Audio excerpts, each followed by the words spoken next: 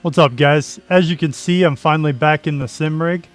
I know I didn't really get into too much detail about why I hadn't been doing a lot of racing videos, but ultimately the sim rig that I was running, or the PC I was running on the sim rig previously, just wasn't up to the task anymore.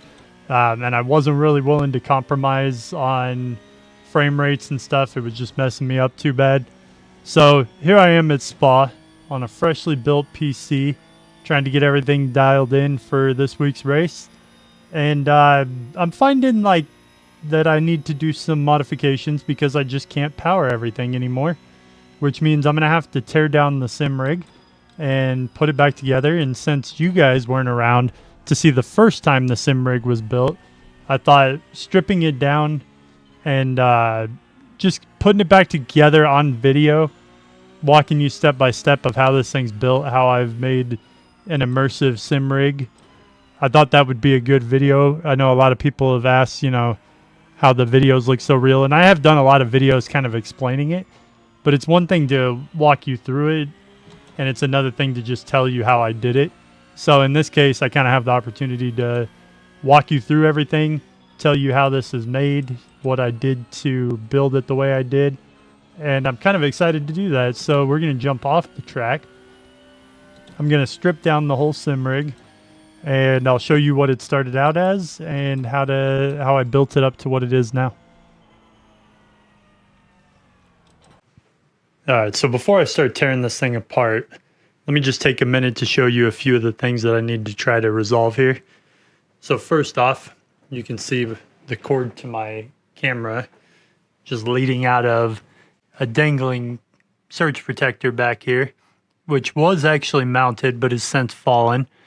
I've got an entire fan system that has no power to it. My cable management's kind of all over the place at this point. And ultimately, since rebuilding the PC, I've got a backwards orientation. The fans are bleeding out against the wall. I want to open them up and give them a little more airspace to come out from the other side so that it's not up against the hot wall. Basically, that's the main things that I want to try to resolve with this. But in order to, and of course, I've got a rat's nest of cables and other things going on top. Plus, it just needs to be broken down and be cleaned anyways. So I'm going to go ahead and strip it down, and I'll bring you guys back so you can see the basic sim rig with basically nothing on it, and then we'll build it back up. So I just finished tearing down the sim rig. As you can see by the chaos around me, race room's completely trashed. I got stuff everywhere. That being said, I did take the time to go ahead and dust down the sim rig. Also manage the cables so that I could get those two things out of the way. That way we could focus on the build part of it. All right, guys, I've tried to get as much light over here as I could. Let me walk you through the rig a little bit. As you can see, it's completely stripped down. It's got no roof, got no, no floorboard, no center console. All my paneling is gone, so you can see all the way around the sim rig. Now, just a little insight on the PC situation. Over here, I've got my streaming PC. This is, as you can see, what I film on. Now, the streaming PC was originally the sim racing PC, or at least the internals were. It's got a 5800X processor in it and an RX 7800 XT graphics card. It's got 64 gigs of RAM, and that combination just was not enough to drive triple screens over 100 frames per second at a high resolution on iRacing. It is, however, a good 1440 gaming rig and streaming rig. Now, I did switch it to a height Y70 case, added in an NZXT cooler. Basically, I wanted this build to be more aesthetic for the desk setup. Wasn't so much necessarily concerned with it being the top performing PC because all it does is some mild gaming. So let me show you guys the beast. We'll call that beauty. This is the beast over here. The beast is not the prettiest build. It's a Ryzen 7800X 3D with an RX 7900 XT. Sorry, the 7000 series with both of them matching kind of screws me up. Two 32 gigabyte sticks of RAM at 600 or 6000 megahertz, liquid cooled just not a pretty case. That being said, it's meant to drive frames per second. I happen to like AMD. I'm going to get into that later because I did test 2 different graphics cards and went with the 7900 after all. But we'll do that video for another time. Basically, this is the stripped down version of the sim rig. I did leave the dash and button box because it's a lot of work to take those off, but we've got the basically just a little dash that I built here behind the wheel. Little future button box potential with, lap timer. The fan vent keeps me cool when I'm racing. Now it has power, so that's fully functional. Over here on this side, we got my second screen. I use that for like a heads up display. Keeps my race info and stuff handy. And then of course we've got the button box. Kind of helps me change between menus, do all that stuff. Shifter and handbrake. Didn't bother to take those off. And that's pretty much all that's left on this rig. Now let's talk about what's going to go on the rig. First off, you can see right here, this is basically the center console. And this just bolts on, and you can see it's got a little shift boot, a little armrest built into it. Very basic. I kind of built it out of, some fabric, a piece of very thin wood, and then wrapped it in some carbon fiber. In the dark though, it's very convincing. As is the floorboard, you'll see right here. That floorboard's about to go down, and then of course this will go on right after. So let me put those on, and then I'll show you guys what that looks like. And if you're curious about what the floorboard is, basically just a very simple black box that I built, and then through some this is actually like a wrap type stuff, but it is textured, so it's pretty convincing that it looks like diamond plate. But it's really just a very thin wrap that you stick onto the top of it. And this is built with basically the same thing as the center console is. It's like a dry erase board with a blackboard on the back of it. So very cheap, very simple stuff you can grab. But you'll see from the first person view at the end how convincing this rig looks. All right, guys. So I've got the dash and the floorboard reinstalled. While I was in there, I went ahead and dropped in the power for the lights. And as you can see, I had to shut the PC down so I wouldn't suffocate it, but I've got a whole pile of light boxes here.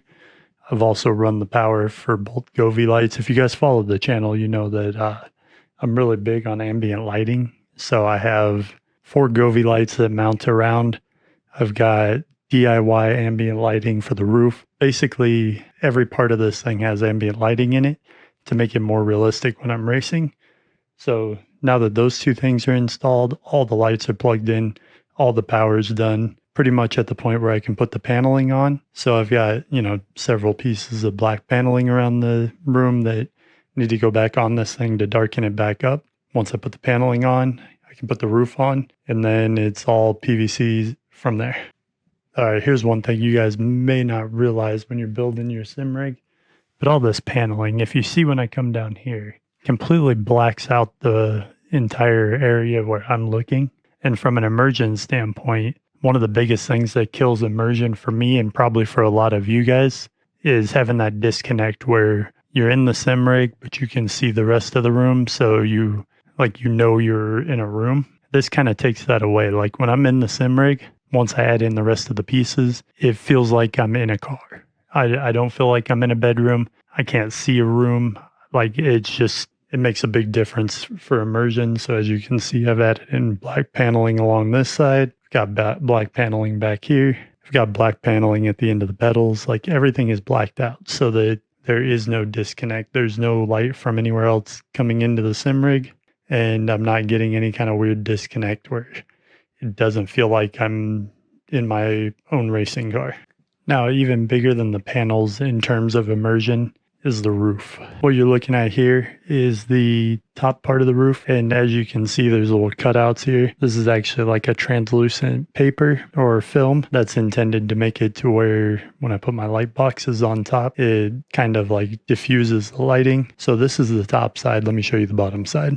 Now, as you can see, the underside is also very, very black. That's intended to kind of also dull the lighting and everything in the room. But you can see here the entire frame's made out of PVC. You can even see it here where it's painted. Now when this drops in place, you really can't from the inside see any of this white PVC, and I've blacked out all the PVC that you can see except for the gray that I wanted to kind of match. And when it's all together and I zoom it out, you guys will see what I mean by this. And then here's the back side of those translucent films. All right, so since I was adding the roof on, I had to go ahead and add part of the roll cage, and that's just this support right here.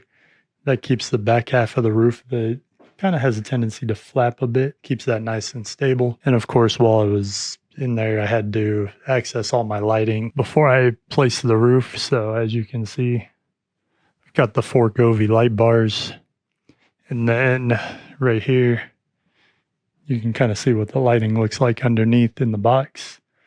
It's a very janky DIY build, but it works really good. And ultimately what I do is the Govee lights add like the color and stuff. So if there's like an orange from the sun or something, the Govee lights will pick all that up. I run the DIY lights. There's over 1,000 DIY LEDs right here. Basically, those are to provide lighting in the cockpit. So if you have, I don't know, say, a darker area, or you go through a shadow, where you're really going to see it is with these. Don't get me wrong, the Govees will do okay too, but this is the main source of light, and I also needed it to be super bright for filming. So when I'm wearing a camera on my head and I want you guys to have a good POV, these are where I get all my light from. And then of course, now, like I said, you can see with the roof on, very dark in there, with the exception of the lighting, obviously, but nothing's bleeding through from the room. Immersive roll cage appearance, also very important. So this is the passenger side PVC. You'll notice it's a bit thinner than the driver's side stuff I'm going to show you. That's basically because it's further away on screen. So in person, you want it to be a little bit further away than it looks so that it gives a perspective of distance. Then of course I have the top of the roll cage here, and this is the driver's side roll cage behind it. And then over there in the back, you'll notice that little black piece of paneling. That's just carbon fiber wrap over foam. Basically gives the appearance of a door sill. So let me put these on and you guys can see what I mean by that. All right, so it's been kind of a quick breeze through all this because obviously I don't have anybody to film for me, so I can't do it and show you at the same time without that just being messy. But as you can see, compared to the beginning, top of the rig, the roof is a lot cleaner with the wires. I got Govee light working on top now. Inside the rig here, as you can see, PVC along the driver's side. Obviously we got the roll cage back, top of the cage, and as you can see over there, the little bit of passenger roll cage just kind of blends in just like we want it to. Overall, the rig's clean now. Everything has power. I can finally use this fan that's right here. That's something I've been really needing because it's hot in here. You start running 2 PCs, streaming, strap a camera to your head, you definitely notice things. We got the safety net over there hooked up. I do have a safety net on this side, but it's damaged. I fell out of the sim rig, so I got to put that back together. But that's pretty much last on the project list for right now. Next for the rig is going to be some upgrades to button boxes, heads-up display, and probably a new wheel and pedals in the very near future. The race room is finally put back together. I want to take you on a little tour of the race room. I'm going to be very quick. I know most of you have already seen it, but I just want you to see kind of how it looks all put back together. Obviously, the sim rig's back together, which means that I need to strap a camera on and give you all a first-person ride-along so you can see how everything that I just did makes for a very immersive, realistic experience. So let's go. So we've got the console gaming section right here. Of course, my streaming editing area. We talked about the PC. Really digging Secret Labs right now. So I got Secret Lab desk and chair. Talked about that in my last video. Mostly Razer products on the desk, and then 34-inch ultra wide 1000R monitor with a 32-inch flat on the side. Pretty much all there is to that. Of course, we've got the sim rig, and then I got to share a little space in here with my wife, so her exercise bike stays in here as well.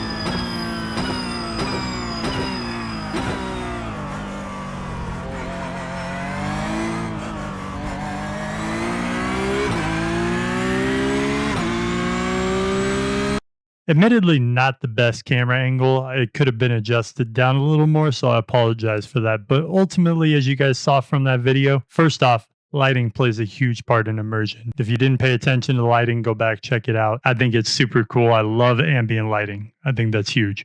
Having the rig blacked out, also very big. Like if you just pay attention to everything in the rig, it feels like you're in a car because the black kind of takes away that spatial awareness, right? It makes a you can't really tell how far away the black is, so it could just be black interior.